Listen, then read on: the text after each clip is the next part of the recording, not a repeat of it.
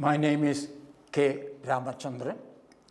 Currently, I work as Senior Advisor, Unit for International Cooperation, National Institute of Educational Planning and Administration, New Delhi. The topic I have today is importance of policy in education and the fundamental principles guiding the National Education Policy 2020. Let me take the first part. What is the importance of a policy in the field of education? A policy normally gives a direction for education development in the country, say, for the next 10 years, next 20 years, and so on. Policy sets a vision. For instance, the National Policy on Education 2020 envisions an education system rooted in Indian ethos that contributes directly to transforming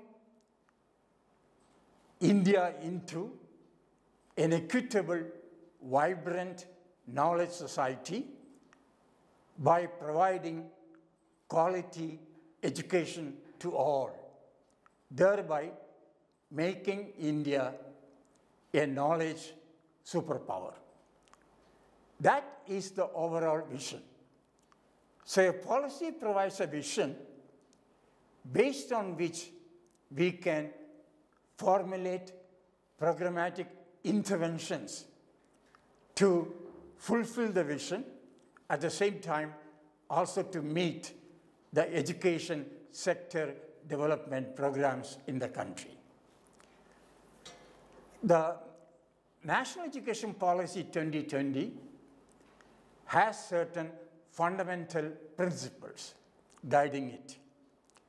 Number one, for instance, the policy seeks to recognize, identify, and foster the unique capabilities of each student so that we can nurture and foster her or his holistic development. The term holistic development is very important. I'll come back to that later. The second term, which is very important for all of us, is the term flexibility.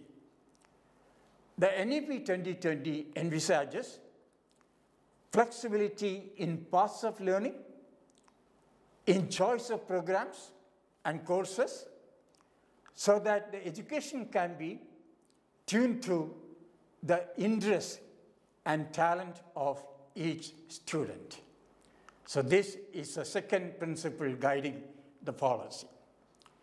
The third principle is what we call honoring student diversity. India is a country of tremendous diversity in terms of socio-economic status, in terms of culture, in terms of language, and so on. And therefore, the kind of students we get also would be of tremendous diversity. Many of them could be at the undergraduate, postgraduate level, first generation learners.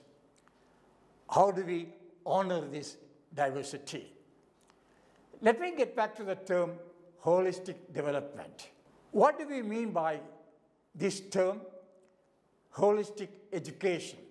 It simply means an education program that would help develop all capacities of human beings. For example, intellectual development or intellectual capacities, physical capacities, social development, emotional development, aesthetic development, ethical practices, and moral development, all in an integrative form.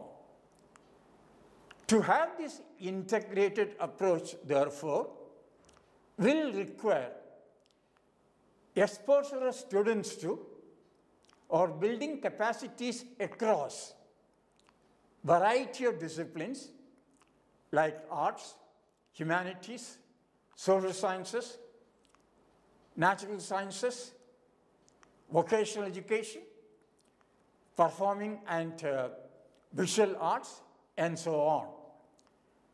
That would be what you call a multidisciplinary education approach. So to promote holistic development in the higher education sector, two quick actions. Number one, moving higher education institutions into large multidisciplinary institutions. And the word large is also important.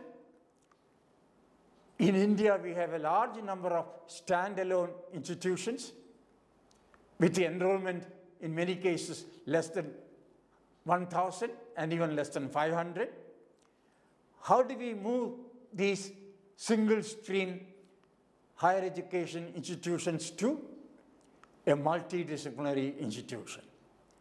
That becomes a transformative initiative, number one, for us.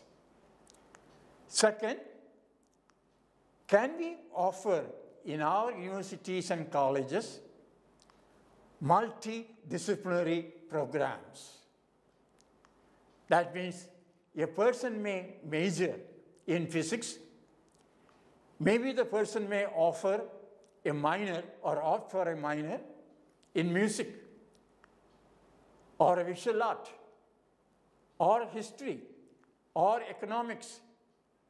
That means there is no clear-cut demarcation between arts, sciences, vocational field, and so on.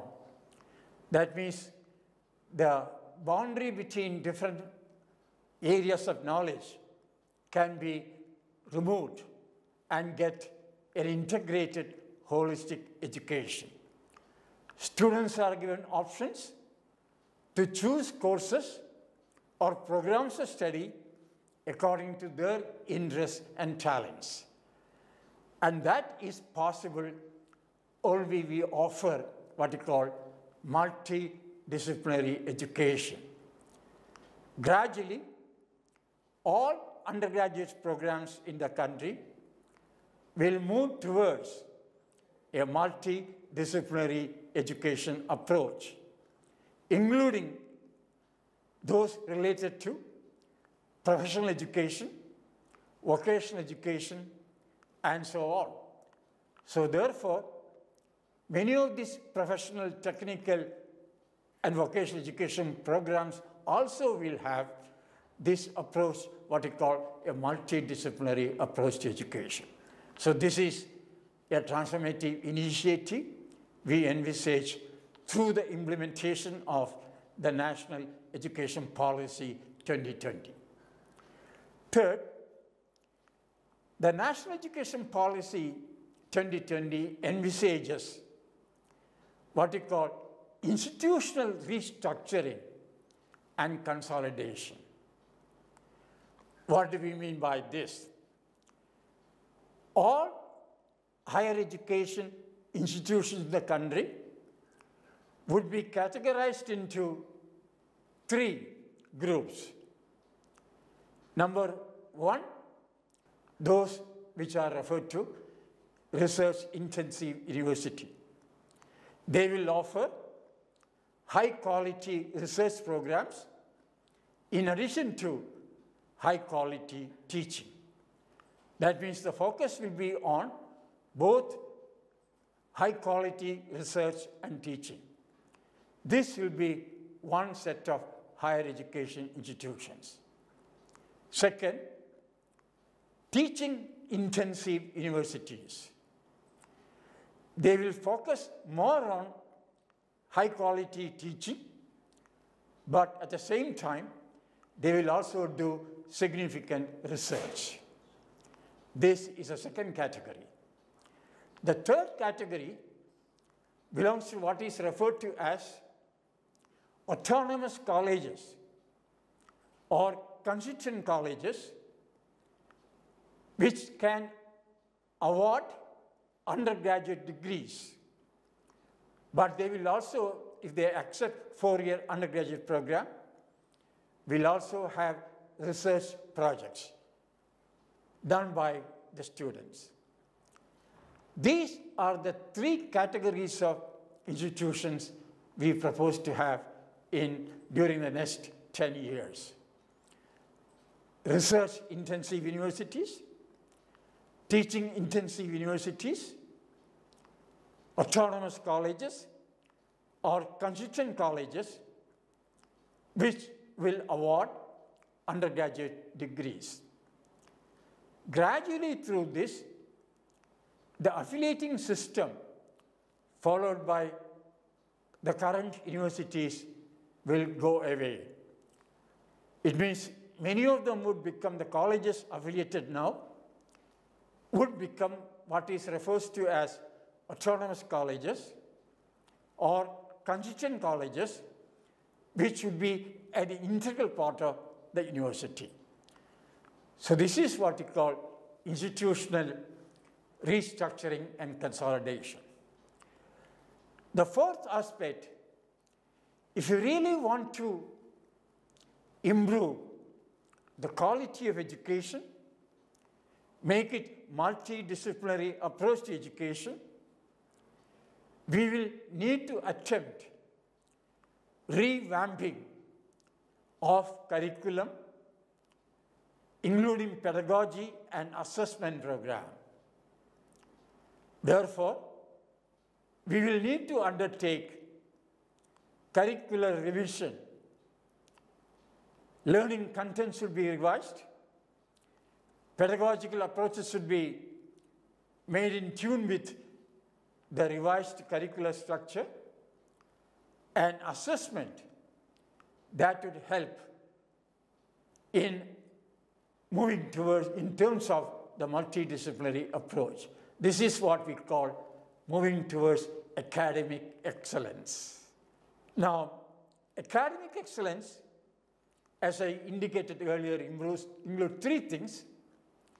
Number 1, enhancing the relevance of learning contents. This is one aspect. The syllabi has to be revised, and the contents related to these must be improved.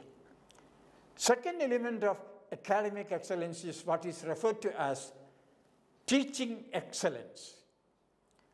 How can we ensure that the teaching and learning process is improved to make it excellent in terms of imparting relevant knowledge, skills, attitudes, and values among all our students?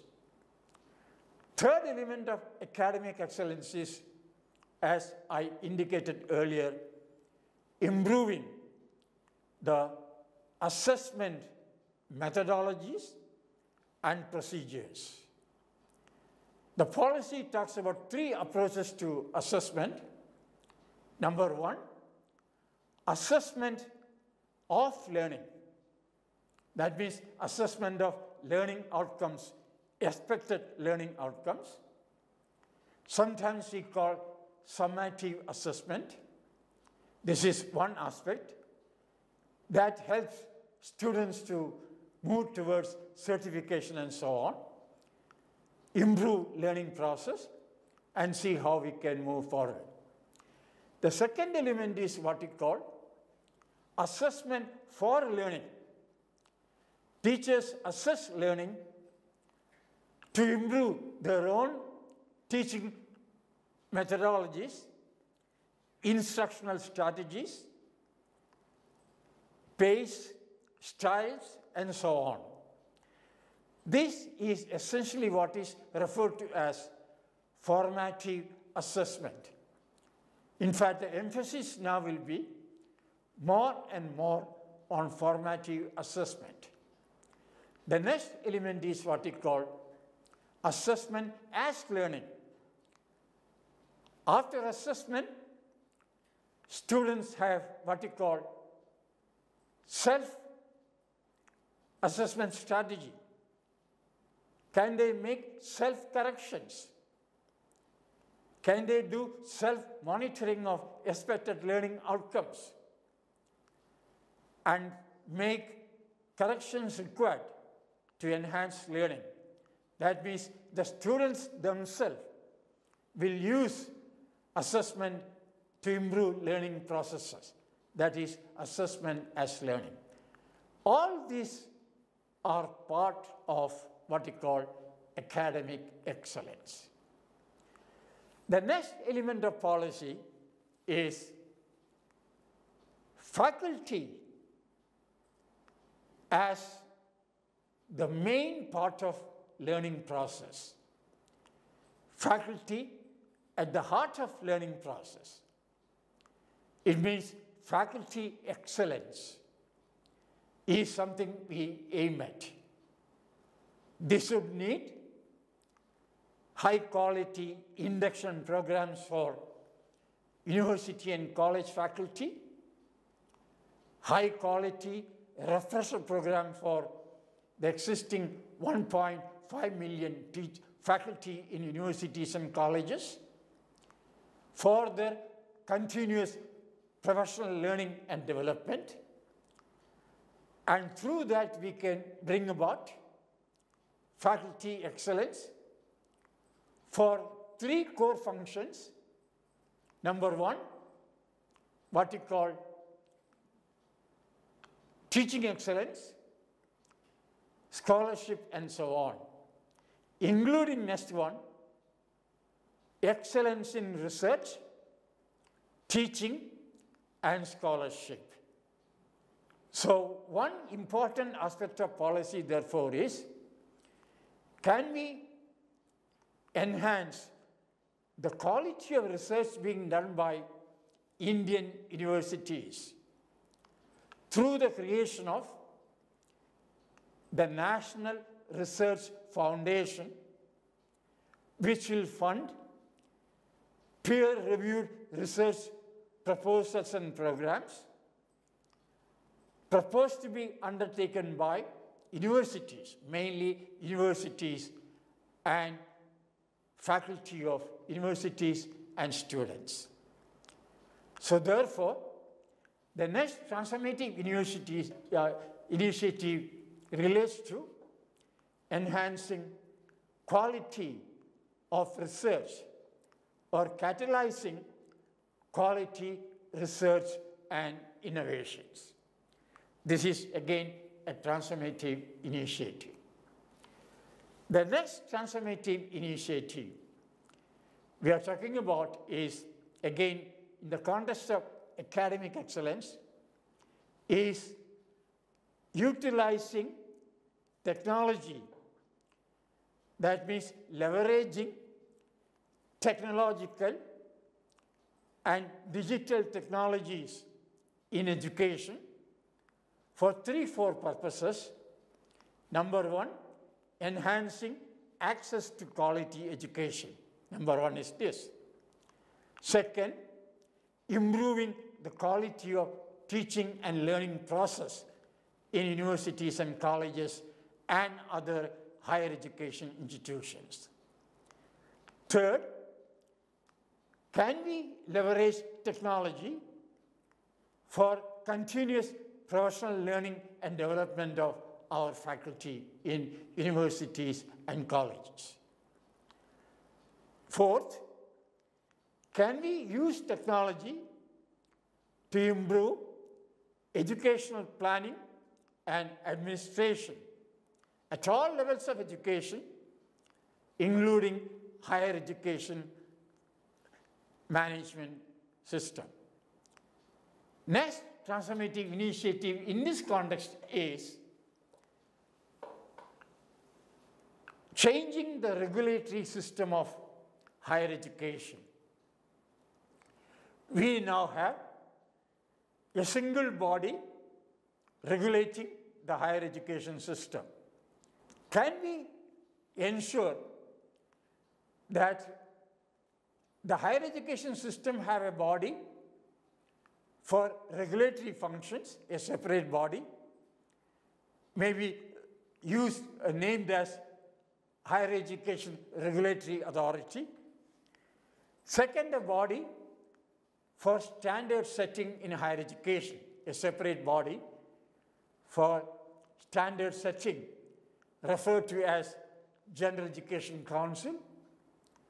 The third body, as we have now, for assessment and accreditation of higher education institutions. What is being done by NAAC? Can NAAC be a meta-accreditation body, which may have many more bodies to accredit, and NAAC plays the role of a meta-accreditation coordination body. Last, a body for financing higher education. All together, all these four, that is regulatory body, standard setting body, accreditation body, financing body, under an umbrella organization called the Higher Education Commission of India. This is considered to be another transformative initiative.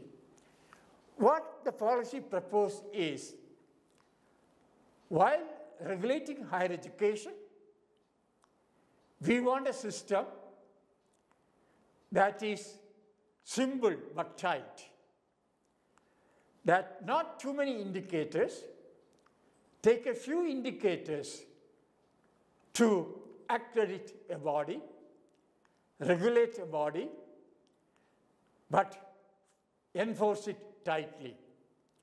So that's the kind of thing we are talking, that this system will help develop quality education institutions.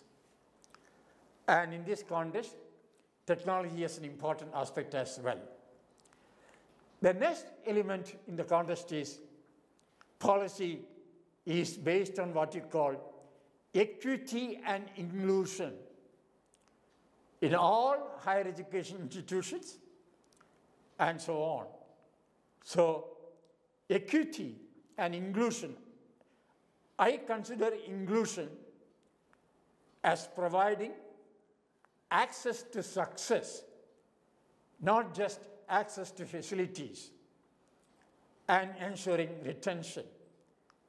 Can we ensure that all enrolled students in the country will have access to success? They would attain the expected learning outcomes in the case of all students. So equity and inclusion as cornerstone of the National Education Policy 2020. Next in the case is, can we ensure what we call the support system for all colleges and universities, a quality learning environment to ensure a conducive learning environment for, a support system for students, how we can do it. So an important emphasis of the policy is on what is referred to this as improving the quality of learning environment and support systems, including the healthcare systems for students and faculty. Can we attempt that? Last but not least, I talked about this. When we say continuous professional development of faculty, I normally mention 5-6 areas of action. Number one, that training is important, as we do through this program. But in addition to that, can we have faculty exposed to good lectures by experts in the field on variety of disciplinary areas, and so on. Number two, can we have demonstration lessons, demonstration teaching for all faculty members, subject related, subject specific, and so on. Third, we may have virtual or in-person subject specific groups which can meet virtually or in person once a month to discuss issues related to subject areas and so on. Next, can we provide opportunities to faculty to have action research on pedagogy, curricular contents, learning assessment, and so on? Can we aim at that? Next, can we ensure opportunities for faculty to participate in state level, university level, national level seminars, conferences, and so on? That also contributes to faculty learning and development. And lastly, even international exposure to faculty, participating short-term programs abroad, customized program on research and development, and can we do it? And that is one element.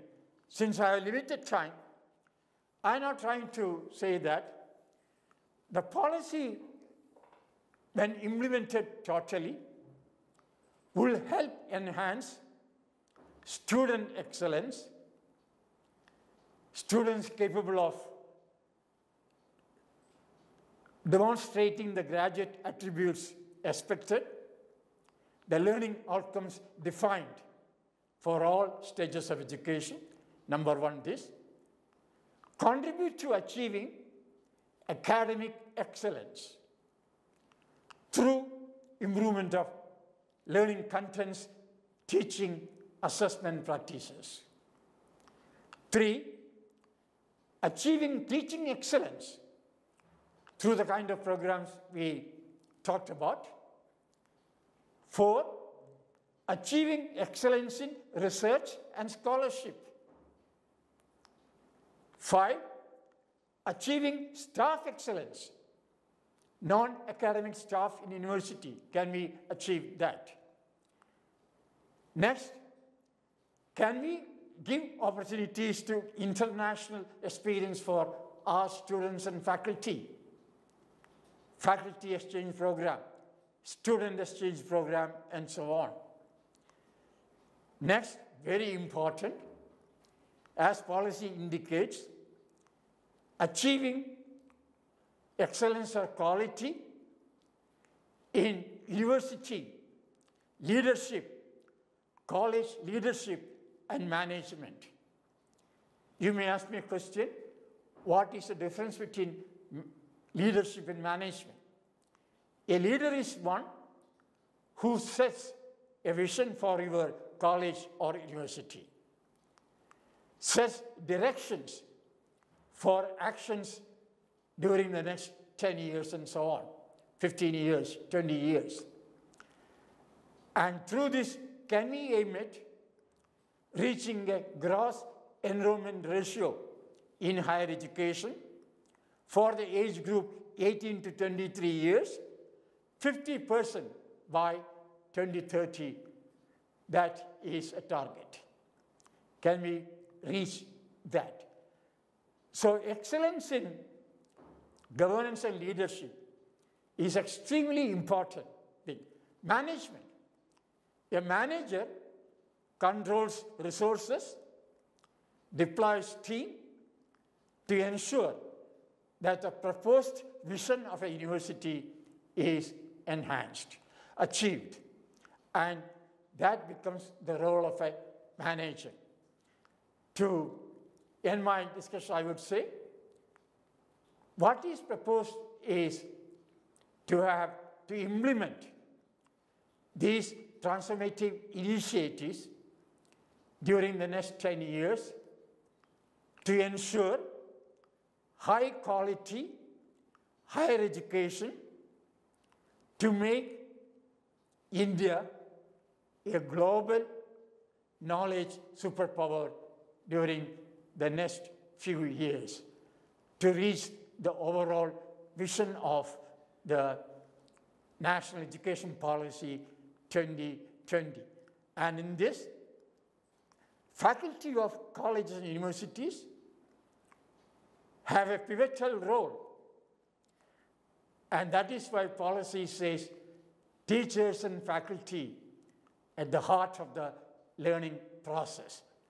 So I end by saying, next few years, we invest more in faculty, more in continuous professional learning and development of faculty in each of our higher education institutions to move towards a multidisciplinary higher education institution, to implement a multidisciplinary program, to improve leadership at all levels, to enhance governance management, and these are all part and parcel of the NEP 2020. I stop at this stage. Thank you very much for your kind attention.